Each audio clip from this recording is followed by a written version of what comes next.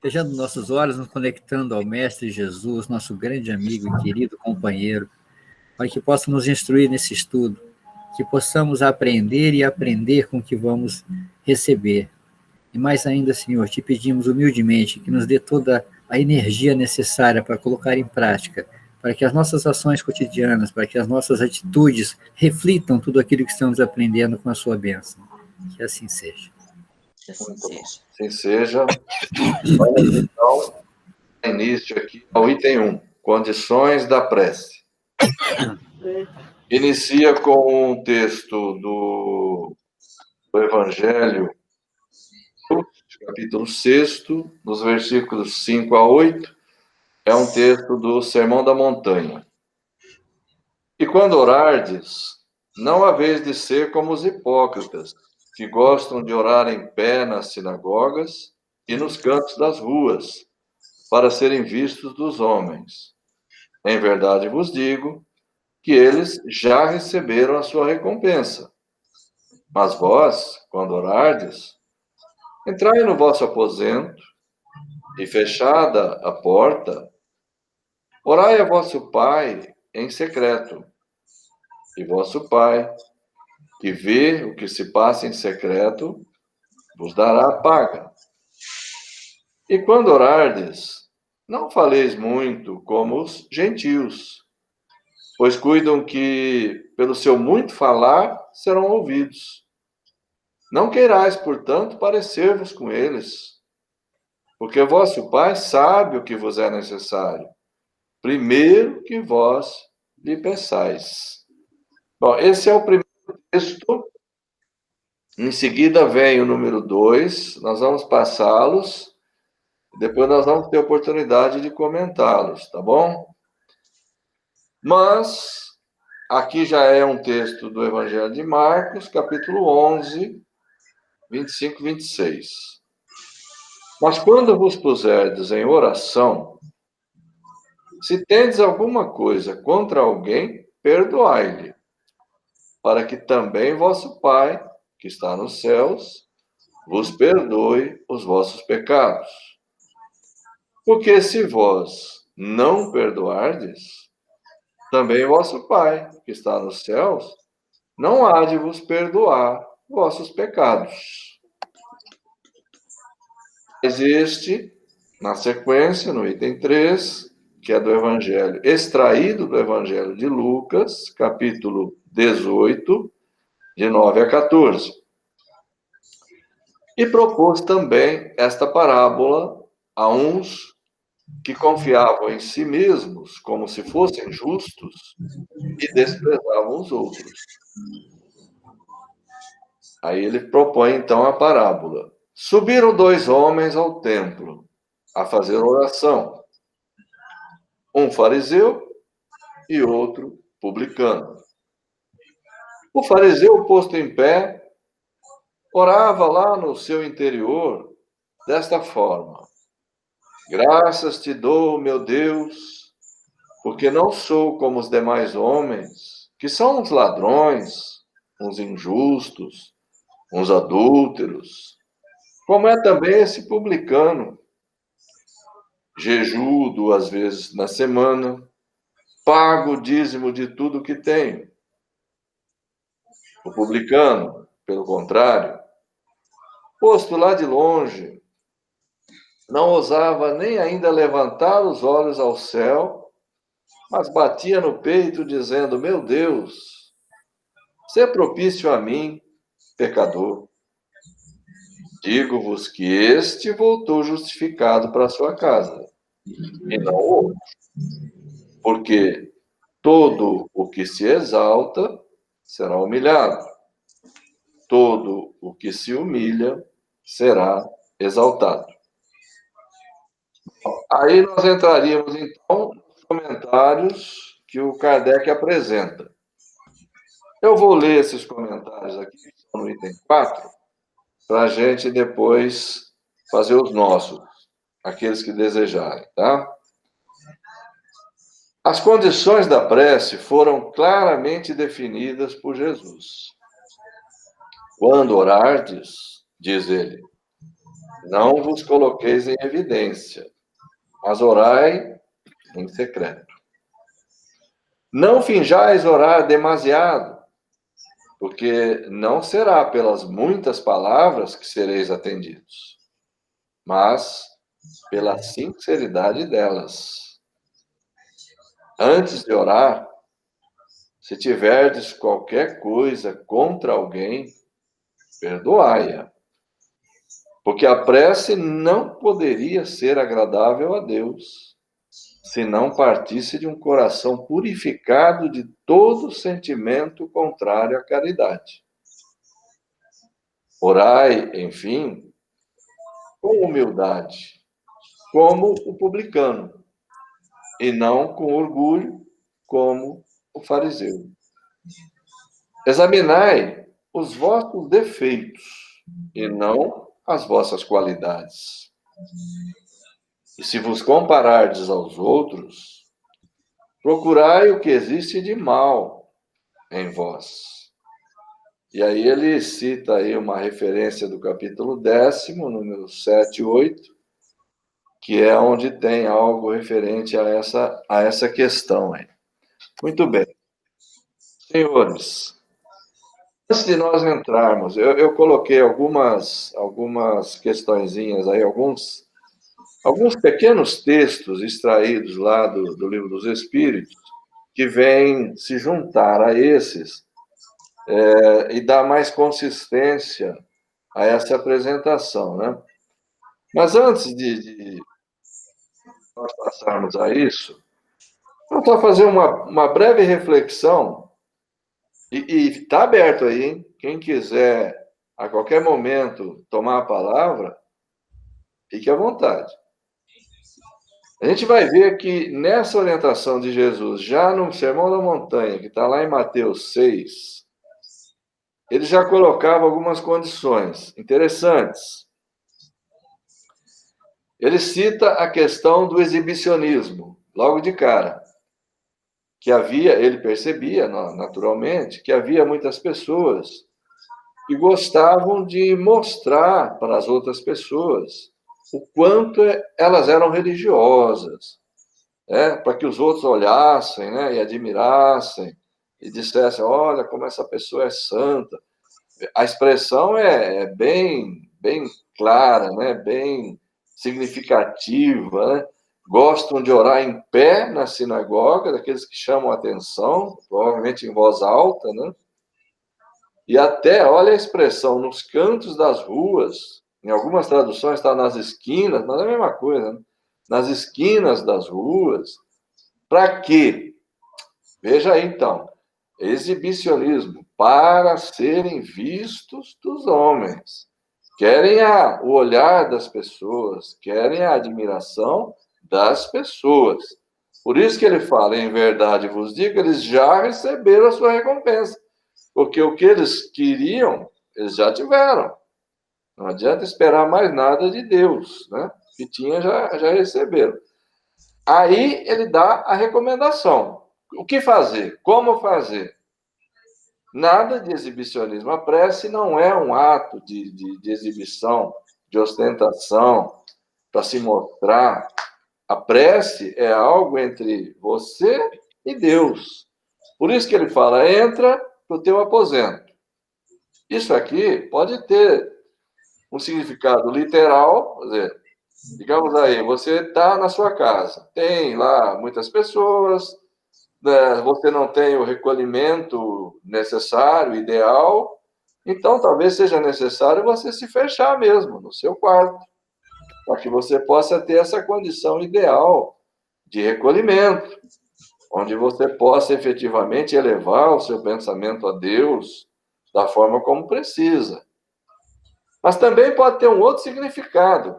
Esse entrar no vosso aposento significa entre para dentro de você mesmo, busque lá os seus sentimentos, junte todas as suas forças, todos os seus sentimentos, toda a sua sinceridade. E fechada a porta, esse fechar da porta tem dois significados, quer dizer, se entrou lá no quarto, fecha mesmo para ninguém perturbar.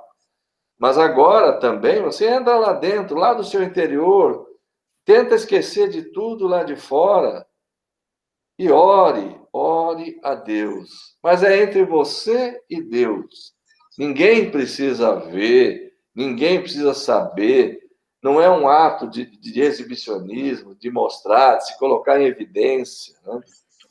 Aí ele vai dizer em seguida: o Pai, Deus, está vendo tudo isso. Você não está fazendo para as outras pessoas, é entre você e Deus. E ele, naturalmente, vai te recompensar de acordo com a tua sinceridade, com o teu fervor, com aquilo que você coloca de valor emocional na prece. Aquilo na prece que vale é o sentimento. Não são as palavras, como ele vai dizer em seguida aí, ó. Não precisa fazer igual fazem os pagãos. Eles gostam de falar muito, porque eles acham que assim eles serão ouvidos, né? É assim que a prece vai ter mais valor. E muita gente copiou isso e vem utilizando ao longo de todo o tempo, né? Repetições, muitas, desnecessárias. A prece não precisa nem de palavras, na verdade. O que a prece necessita é de sentimento, é de emoção, é de sinceridade, né? Então, Jesus fala, não tente se parecer, não tente imitá-los, não. Primeiro, porque Deus, aí tem um problema sério, hein, que o Kardec vai abordar depois. Preste atenção nessa frase final aí. Vosso Pai sabe o que vos é necessário, primeiro que vós lhe peçais. Ou seja, Deus já sabe de antemão aquilo que você precisa, antes de você pedir. Não precisa ficar falando muito, né? Essa é a questão, a primeira questão. É não se colocar em evidência, não falar muito. E essa segunda condição aqui é a condição do coração puro. É aquela condição do coração harmonizado. Quer dizer, se você tem alguma coisa contra alguém, você não está em paz, você não tem um sentimento, você não está em harmonia, o seu coração não está tranquilo, na condição ideal.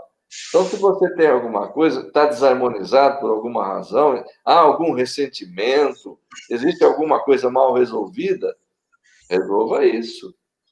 Né? Como ele fala aí, ó, você tem alguma coisa contra alguém, perdoa. E aí você vai entrar numa condição melhor, você perdoando, você se habilita a ser perdoado, obviamente. Tanto é que ele condicionou na frase aí, né? Se você não perdoar, Deus também não vai te perdoar. Essa questão vai requerer, mais tarde, alguns comentários. Então, perdão, harmonização.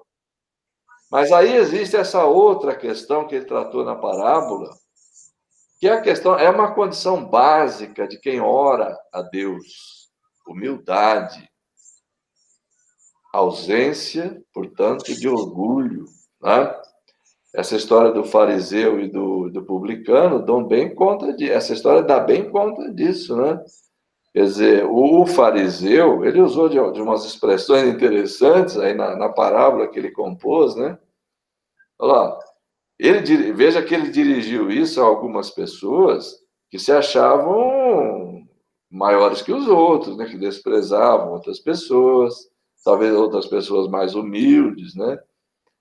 E esses, se achando já de bem com Deus, né, merecedores aí dos beneplácitos divinos, né, oravam já com prepotência, com presunção. Então, ele cita o caso do fariseu. Na parábola, ele cria um personagem que ele atribui ao fariseu, que tinha basicamente esse perfil, né, o fariseu da época, que ele achava que ele era melhor que os outros, principalmente que é melhor que um publicano. Isso não precisa nem falar, né? Então, veja só, o que ele valorizava? Eu sou melhor do que essa turma aí. Aí o pessoal aí é ladrão, é injusto, é adúltero, esse publicano que está aí, pior ainda, né? Eu jejuo 2 vezes por semana, eu pago o dízimo de tudo que eu tenho. Ou seja, aquela questão da ritualística toda que se cumpria sem a devida preocupação com a renovação interior, com a mudança de sentimento, que isso é o que efetivamente tem valor diante de Deus, né? E ele dá esse exemplo aí. O publicano, ele podia até ser cheio de defeito, mas ele estava numa condição de humildade. Ele até se colocava como um pecador. Senhor, me perdoa aí, tenha piedade de mim. Essa tradução aqui fala assim, ser propício a mim, que eu sou pecador. Mas há outras traduções em que ele fala assim, tende piedade de mim, porque eu sou um pecador. Ou seja, ele se apresenta com humildade, reconhecendo os seus defeitos, as suas limitações. Então, um cidadão assim, ele tem muito mais condições, está muito mais propenso a se modificar, a buscar uma condição melhor, porque ele admite que ele tem o defeito, que ele tem a falha, do que aquele que acha que ele é o suprassumo, como era o caso do fariseu. E a frase final aí é a seguinte, ó. Todo aquele que se exalta será humilhado, e todo aquele que se humilha será exaltado. Essa frase de Jesus não aparece só aqui, ela aparece em diversas partes do Evangelho. É um dos princípios fundamentais que enaltecem a humildade.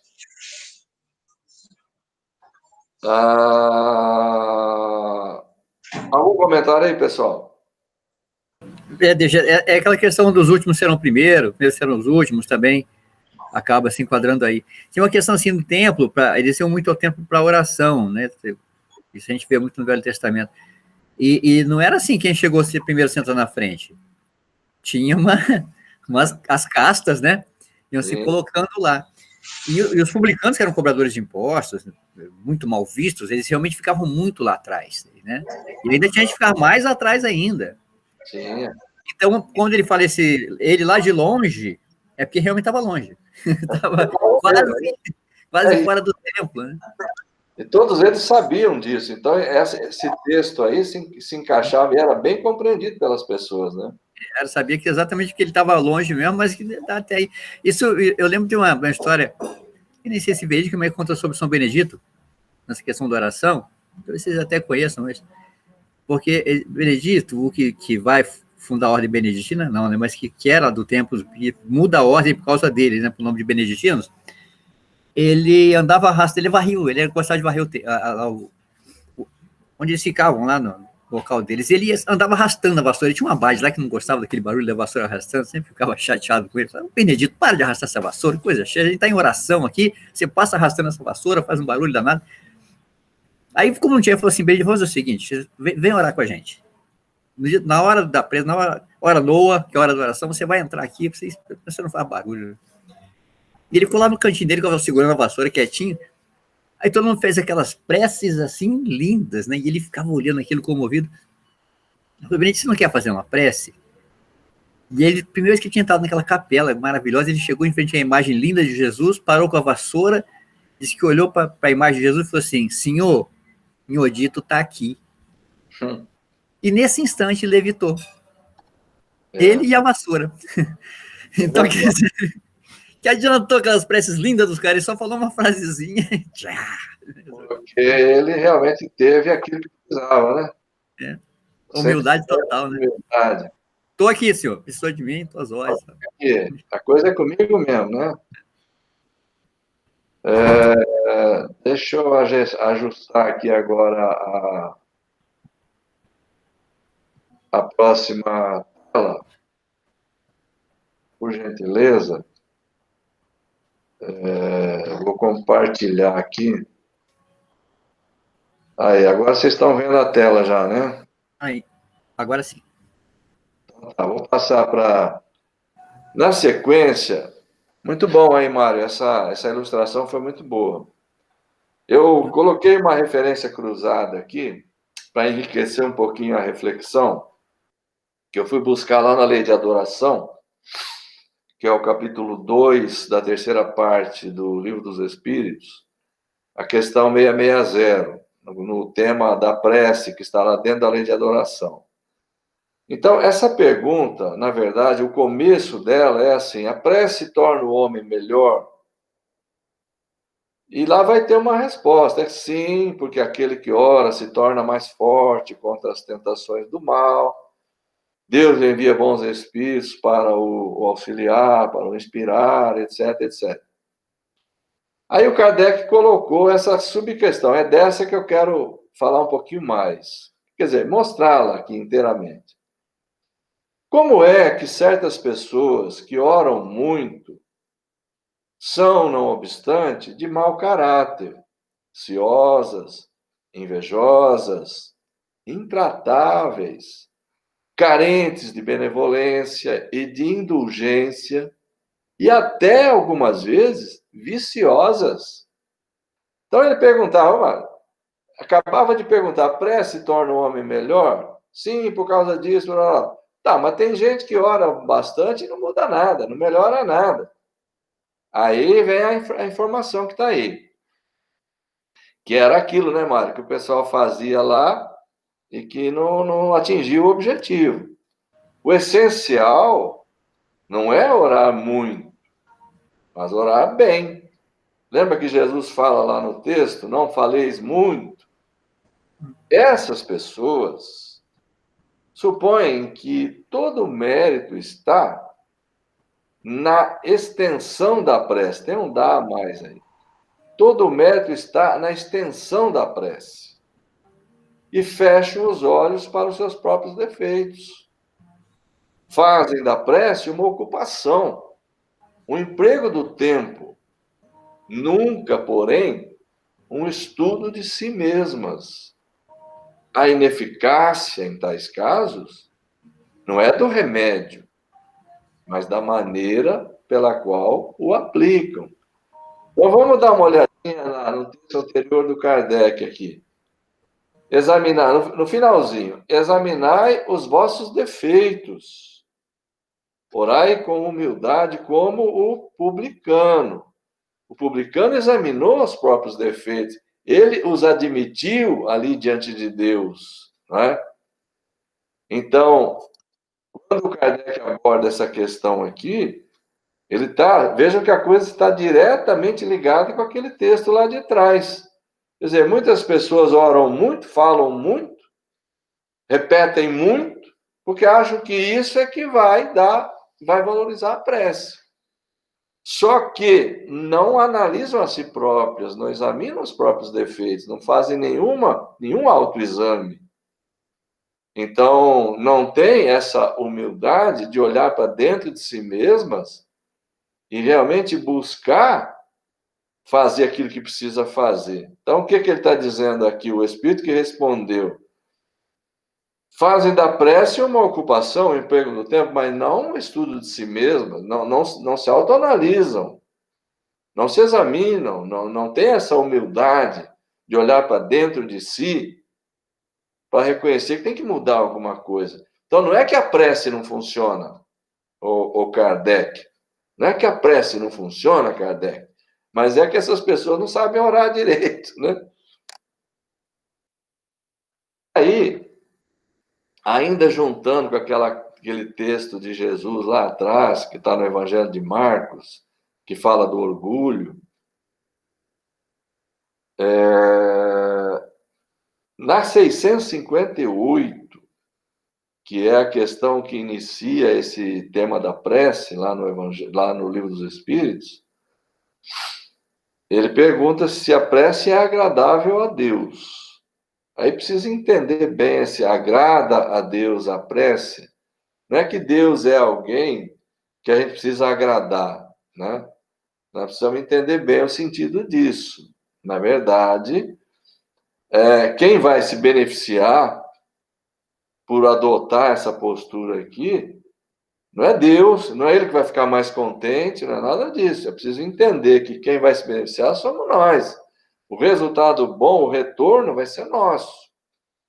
Então, o texto segue a mesma linha de pensamento, a resposta.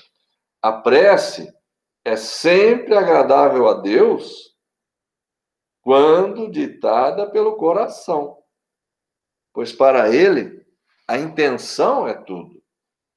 Assim, preferível lhe é a prece do íntimo a prece lida, por muito bela que seja.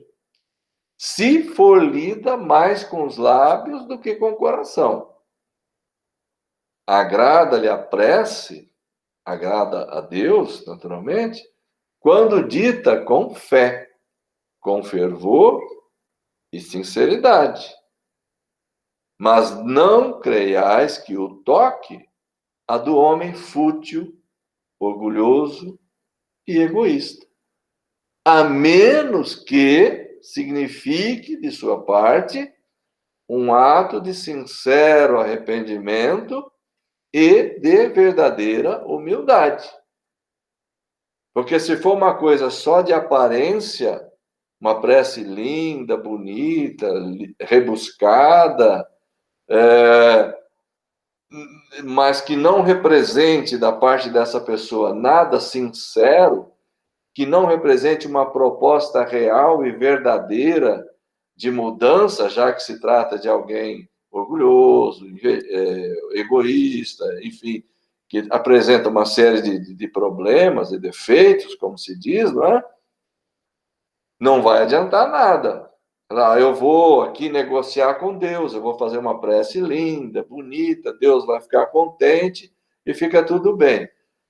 Esse pensamento é incutido na cabeça das pessoas durante muito tempo. Tem sido incutido na cabeça das pessoas durante muito tempo. Faz com que as pessoas considerem a hipótese de negociar com Deus.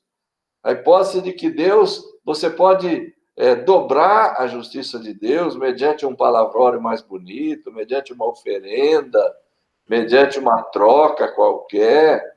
São coisas muito ingênuas, na verdade. Né? Puxa-saquismo, né? A prece, vamos fazer uma prece todo dia, vou rezar que a gente agrada. É puxa-saquismo de Deus, né? Pô, Deus vai ficar contente, né? Então, é aquela coisa, Mário, pessoal, é aquela coisa de associar, de assimilar, melhor dizendo, Deus com o homem, né? Quer dizer, o homem que você pode agradar de alguma maneira e obter algum benefício. Então, as pessoas tentam confundir ingenuamente Deus com o homem, atribuindo a ele paixões que ele não possui de forma nenhuma, né? Mais algum comentário aí, gente? Eu vou passar por... Oi? Bem explicado. Beleza? Então, eu vou passar para o tópico seguinte, que é eficácia da prece. Começando pelo item 5 desse capítulo, Pedi e obtereis, que é o capítulo 27, que nós estamos estudando, onde encontramos esse texto do Evangelho de Marcos, do capítulo 11, versículo 24. Seja o que for que peçais na prece, crede que o obtereis, e concedido vos será o que pedirdes. Ora, antes da gente passar para os textos seguintes, convenhamos, né, pessoal? Do ponto de vista espírita, isso aqui está longe de ser algo que possa ser tomado ao pé da letra. Está muito longe. Isso aqui requer um entendimento, um raciocínio muito profundo, né? Ora, imagine que você toma isso aqui ao pé da letra. Pode ser o que for que você pedir. Se você tiver fé, se você pedir realmente acreditando que vai conseguir, será concedido a você. Isso tem que tomar muito cuidado com o entendimento disso aqui. Para nós, espíritas, com todo o respeito às demais crenças, nós vamos olhar para esse texto aqui com muito cuidado mesmo. Né? Quer ver? Primeiro, Kardec vai começar dizendo isso aqui. Há pessoas que contestam a eficácia da prece, entendendo que, por conhecer Deus, as nossas necessidades, é necessário expô-las a Ele. Acrescentam ainda que tudo se encadeando no universo através de leis eternas, nossos votos não podem modificar os desígnios de Deus. Bom, aqui, pessoal, vão caber algumas reflexões em torno disso que está escrito aqui. Primeiro, essa questão de Deus conhecer as nossas necessidades, as pessoas muitas vezes se baseiam naquela própria afirmativa do Cristo que nós acabamos de ler no início da nossa reflexão, que está lá em Mateus 6. Né? Deus já sabe de antemão aquilo de que necessitais, antes mesmo de pedirdes a Ele. Então, está isso lá escrito? Tá. Então, as pessoas falam, para que orar, então? Não tem. Deus já sabe. Não é? Esse é um ponto. O Kardec vai analisar isso.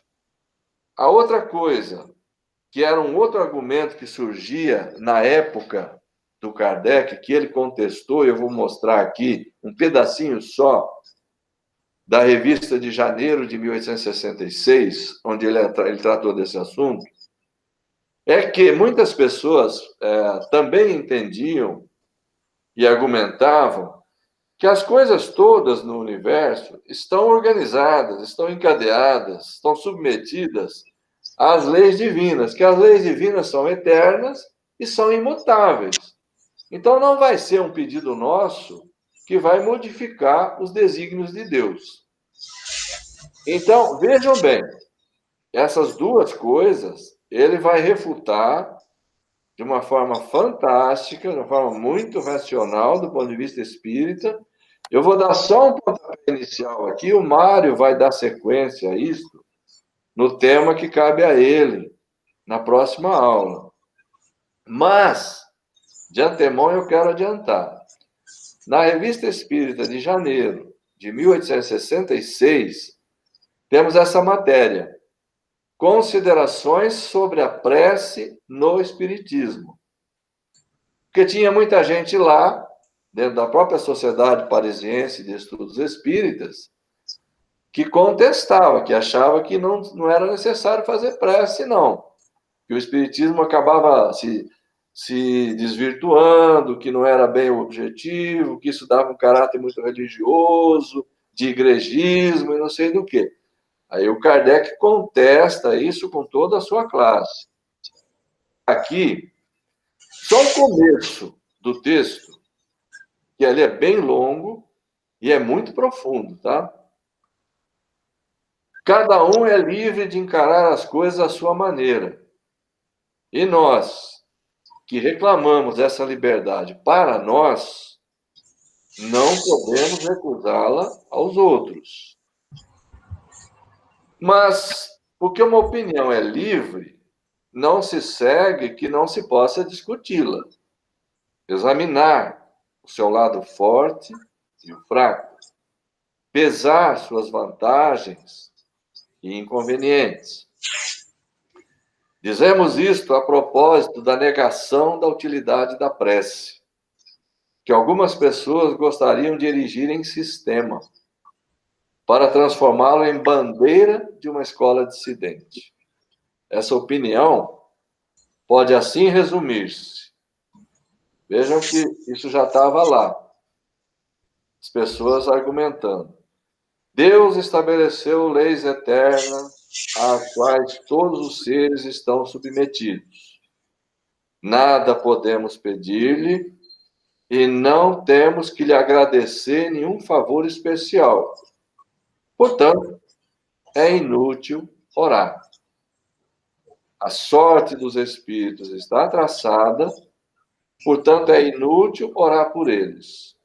Eles não podem mudar a ordem imutável das coisas, portanto, é inútil ir. Vamos prosseguir aqui agora. O texto da revista vai continuar, ele é bastante longo, como eu falei. Eu separo aqui com esse fundo cor-de-rosa, tá? Isso aí é o da revista. E eu volto ao texto que nós estamos estudando no capítulo 27 do Evangelho segundo o Espiritismo. Ele vai prosseguir, então, agora, fazendo as considerações. Há leis naturais e imutáveis, sem dúvida. que Deus não pode anular segundo os caprichos de cada um. Isso é óbvio isso. Mas daí a acreditar que todas as circunstâncias da vida estejam submetidas à fatalidade, a distância é grande. Se assim fosse, o homem seria apenas um instrumento passivo, sem livre-arbítrio e sem iniciativa. Nessa hipótese, só lhe caberia curvar a fronte ante os golpes do destino, sem procurar evitá-los, e não deveria esquivar-se dos perigos. Deus não lhe deu o entendimento e a inteligência para que não os utilizasse. A vontade para não querer, a atividade para cair na inação.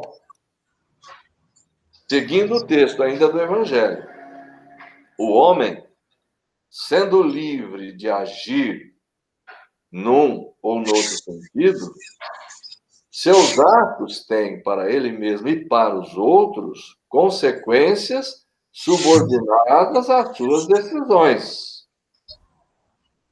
Então não está tudo submetido a uma fatalidade cega, pré-determinada.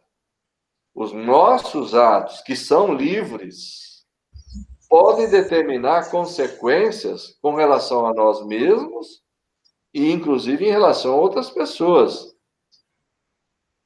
Consequências estas que vão estar subordinadas às nossas decisões, às nossas escolhas. Quer dizer, se nós agirmos de uma forma, daremos um determinado rumo a uma situação. Se nós agirmos de outra forma, daremos outro direcionamento. Daremos ocasião a outras consequências, a outro conjunto de circunstâncias. Então, não é uma fatalidade cega, não é? Seguindo o texto, que eu grifei aí, ó. Em virtude da sua iniciativa, ou seja, do homem, há, portanto, acontecimentos que escapam forçosamente à fatalidade. Eu é que vou dar o direcionamento a eles. Eles vão acontecer em função daquilo que eu escolhi, daquilo que eu decidi. Não é um acontecimento fatal, cego, pré-determinado. Há coisas que são do determinismo absoluto da lei divina que a gente não pode mudar, evidentemente. Eu não posso, por um ato de livre-arbítrio, decidir, de doravante eu vou parar de respirar, não quero mais respirar. Acho isso uma coisa muito desagradável. Ou então falar, não, agora eu vou voar, não quero mais esse negócio de ficar caminhando pelo solo aqui, que isso não me agrada. São leis naturais às quais eu não posso fugir. Iguais a esses dois que eu citei, existem muitas outras situações que nós não podemos evitar. Existem as leis humanas, por exemplo, que nós não podemos nos furtar a ela. Nós não podemos, por livre-arbítrio nosso, eu vou andar pelado na rua agora, porque eu gosto de andar. Não pode, você não vai poder, vai ser preso. Isso não compete, não é uma decisão nossa. Nós estamos subordinados a um conjunto de leis, tanto divinas quanto humanas. Mas isso não quer dizer que não haja coisas que estejam por conta das nossas decisões, não é isso? Então, vamos lá. Escapam forçosamente à fatalidade. E que nem por isso destroem a harmonia das leis universais. Da mesma maneira que o avanço ou o atraso dos ponteiros de um relógio não destrói a lei do movimento, o que regula o mecanismo do aparelho. Deus pode, pois, atender a certos pedidos sem derrogar a imutabilidade das leis que regem o conjunto, dependendo sempre o atendimento da sua vontade. Óbvio. As leis divinas, a vontade aqui não quer dizer assim, Deus está examinando cada coisa, cada situação. Ah, você agora fez isso. Ah, porque você orou, então eu vou te dar. Não é isso. São coisas que vão se enquadrando dentro das leis naturais. Nós vamos aprendendo a usar as próprias leis naturais a nosso favor. Então, quando nós oramos, quando nós buscamos o apoio de bons espíritos, quando eles nos dão um incentivo à resignação, à paciência, à coragem, quando eles procuram dirigir o nosso livre-arbítrio sem, no entanto, tolhê-lo, deixando-nos sempre a decisão, eles vão nos intuir, nos inspirar, e às vezes por conta de eu ter orado, de eu ter pedido ajuda, de eu ter me colocado numa condição de receber, de receptividade, com essa atitude eu posso às vezes evitar um mal no qual eu iria incorrer por imprevidência, e aí eu, por causa de ter orado, de ter recebido uma intuição, eu ajo de uma outra forma, tomo uma outra direção, eu vou naturalmente, necessariamente, vou me furtar as consequências daquele erro que eu iria cometer. E isso não interferiu com nenhuma lei divina. Sou eu usando a lei divina a meu favor, fazendo com que ela funcione a meu favor, apenas isso. Quer dizer, à medida que eu procuro usar uma lei divina, que é a lei do amor, por exemplo, eu vou me furtar a muitas outras ocorrências às quais eu poderia estar exposto se eu não me utilizasse dessa lei divina. Agora, isso corre por minha conta. Não é uma fatalidade. Seguindo o texto do Evangelho. Eu vou repetir, interrompam a hora que quiserem, ok? Será ilógico concluir-se desta máxima. Lembra lá da frase do Evangelho de Marcos, que abriu esse texto? Aquilo que pedirdes pela fé vos será dado. Pode concluir-se que basta pedir para obter. E injusto acusar a providência se ela não atender a todos os pedidos que lhe fazem. Porque ela sabe melhor do que nós o que nos convém. Assim procede o pai prudente, que recusa ao filho o que lhe seria prejudicial. Tem uns que não, né? Tem uns que têm menos juízo que os próprios filhos. O filho de 15 anos pede uma moto 700 cilindradas, o pai dá. Daqui a pouco já viu, né? O homem, geralmente, só vê o presente. Mas isso aqui é uma coisa difícil para nós de assimilar, mas é verdadeira. Se o sofrimento é útil para a sua felicidade futura, Deus o deixará sofrer. Como o cirurgião deixa o doente sofrer a operação que deve curá-lo. O que Deus lhe concederá, se pedir com confiança, é a coragem, a paciência e a resignação. E o que ainda lhe concederá são os meios de se livrar das dificuldades com a ajuda das ideias que lhe serão sugeridas pelos bons espíritos, de maneira que lhe restará o mérito da ação. Deus assiste aos que se ajudam a si mesmos. Segundo a máxima, ajuda-te e o céu te ajudará. E não aos que tudo esperam do socorro alheio, sem usar as próprias faculdades. Mas, na maioria das vezes, preferimos ser socorridos por um milagre, sem nada fazermos. Ele relaciona com o capítulo 25, que é o buscar e achareis, que a gente viu aqui numa aula anterior já. Então, vejam bem, esses 3 fatores que estão aí, coragem, paciência e resignação. Sempre que a prece, vamos tomar assim, aquele trecho do Evangelho de Marcos, tudo que você pedir pela prece, crede que você obterá e será concedido.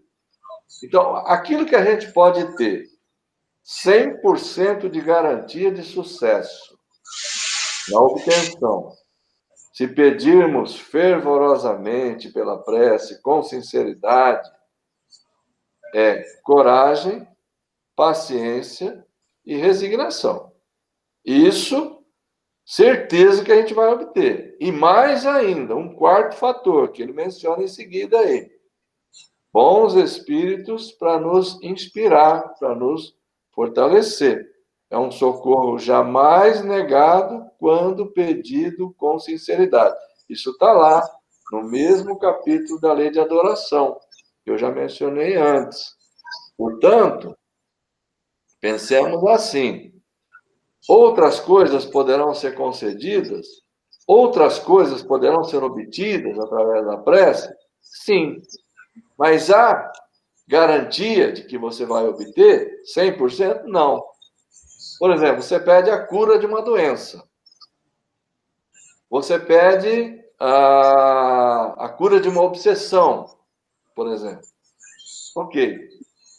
Nós lemos lá na pergunta 479 do Livro dos Espíritos. Intervenção dos espíritos na vida corporal. Todos vão se lembrar. Podem ser obtidas... a prece é um meio eficaz para curar obsessão? Todos nós vamos nos lembrar, então, da resposta que foi dada a essa pergunta. A prece é um poderoso meio de socorro para todas as situações. Porém, saibai bem, não basta murmurar algumas palavras para obter aquilo que se deseja. Deus atende aos que agem e não aos que se limitam a pedir. Cumpre, portanto, que o obsedado faça, de sua parte, tudo o que for necessário para eliminar em si mesmo, destruir em si mesmo, as causas que atraem para si os maus espíritos. Então, a gente percebe que aí já há uma participação efetiva, um condicionamento, digamos assim. A prece é boa, a prece ajuda, sempre ajuda, em todas as situações, foi dito na resposta, sempre ajuda. A prece, desde que feita, naturalmente, com sinceridade, com sentimento, com fervor. Agora, existe garantia de que a prece vai curar você? Isso, a cura plena, a cura total, muitas vezes está subordinada a uma série de fatores, não é? No caso da obsessão, por exemplo, o que foi dito? A pessoa fazer a sua parte, não é? Eliminar em si mesma as causas que atraem os maus espíritos. O que atrai os maus espíritos? As imperfeições. Então, precisa cada um fazer aquele famoso estudo de si mesmas que foi dito anteriormente aqui nesse estudo, né? Digamos, no caso de uma cura de uma doença, a prece pode ajudar? Pode. Podem ser obtidas curas através da prece? Isso você encontra lá no Livro dos Médiuns, no capítulo 14. Podem ser obtidas curas somente pela prece? Sim, se Deus permitir. Mas pode ser, a resposta é assim, pode ser que o bem do doente seja continuar sofrendo, seja sofrer mais um pouco. E aí você vai pensar que a sua prece não foi atendida, não foi ouvida. As coisas se subordinam a uma série de fatores. A prece vai ser boa? Sempre. Sempre que feita com fervor, sinceridade, com confiança. Agora, o que é 100% certeza? Esses fatores foram mencionados aqui. Esse sempre. Agora, as outras coisas vão ser condicionadas a determinadas outras atitudes, outras condições, não é isso? Essa questão esse texto de Marcos aí que você cita nessa novamente brilhante aula, foi até feito um livro baseado nisso, que é aquele O Segredo, né, que foi um best-seller e tal. Sim.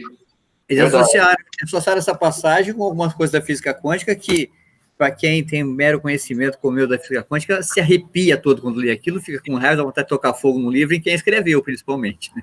Começando por quem escreveu, que é mais fácil botar fogo, porque então, terrível. Mário, você lembrou uma coisa muito interessante. Está ligado ao assunto nosso aqui, a gente não está fazendo fofoca nem nada. A gente está comentando um assunto que é do nosso estudo aqui.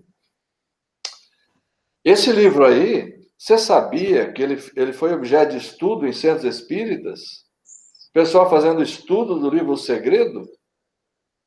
Não, na época que eu fiquei sabendo disso, eu falei, nossa, mas que coisa interessante, rapaz. Eu adoraria ir num centro desse e me proponho aí em qualquer um que queira discutir esse assunto comigo, porque eu fiz uma palestra para 2 mocidades espíritas a respeito disso, e em uma delas quase que eu apanhei, né? Mas convencer as pessoas, na maioria delas, expondo não só na parte doutrinária, como na parte de física mesmo, da ciência, a quantidade de besteiras que estão expostas ali. Absurdo. Então, você vê, você falou, esse texto do Marcos, que deu origem a esse último texto que eu li do Kardec, ele fala, tudo que você pedir pela prece, se você tiver fé, a ideia é essa, né? Se você tiver fé, se você acreditar, se você pedir, você vai obter, né? O ponto básico do livro lá, eu não cheguei nem a ler esse livro, eu acho que eu cheguei a comprar, mas eu desisti logo. Você pode. O ponto básico, se não me falha a memória, é que se você tiver um pensamento positivo, é basicamente isso mesmo do texto de Marcos, do Evangelho. Se você tiver um pensamento positivo naquilo que você quer, você vai conseguir. Exatamente. Ele já revela esse segredo das páginas 7 a 11, você não precisa mais ler o resto do livro. Ele já conclui, o segredo já é revelado. Né? Eu acho que foi por isso que eu parei. E a partir daí vem uma sequência de bobagem muito grande. Mas, novamente, assim, é aquela confusão muito natural que nós cometemos sempre de não conseguir separar o que é espiritual do que é material. Então, você pega isso e atrai para coisas materiais. E ali ele fala que tanto faz se você fosse pedir $1 ou $1 milhão, o que você pedir vai ser conseguido. Você vai conseguir. Deus deve esperar um minutinho só, que 1000 anos. Deus fala, aquele negócio, espera um segundinho, né? Estamos precisando de $1 milhão. Espera um segundinho. Leia o segredo que você vai entender. Bom, o senhor faria, então, essa prece final para nós? Eu? O senhor faria? Faço sim. Beleza, então. Então, vamos, primeiramente, agradecer a Deus, proteção amiga, a Jesus de Nazaré, os espíritos amigos, que naturalmente estão se fazendo presente em nosso estudo tão gracioso, Senhor, que nos ensina, que faz de nós criaturas melhores, com pensamentos positivos. E nesses instantes, Senhor, nesse processo de agradecimento, e também, naturalmente, a lição que acabamos de participar, nós desejamos, em vibrações, assim, usando nossos pensamentos uníssonos, num processo de mentalização a Deus nesses instantes, a proteção amiga, para que aqueles que, naturalmente, que estão em nosso pensamento, possam receber essas vibrações fraternas, amigas, recuperação, se for caso de doenças, e também para que eles possam buscar essa retomada de posição, com força, com resignação, conforme já contou na aula. Que Deus nos abençoe a todos, assim seja. Assim seja.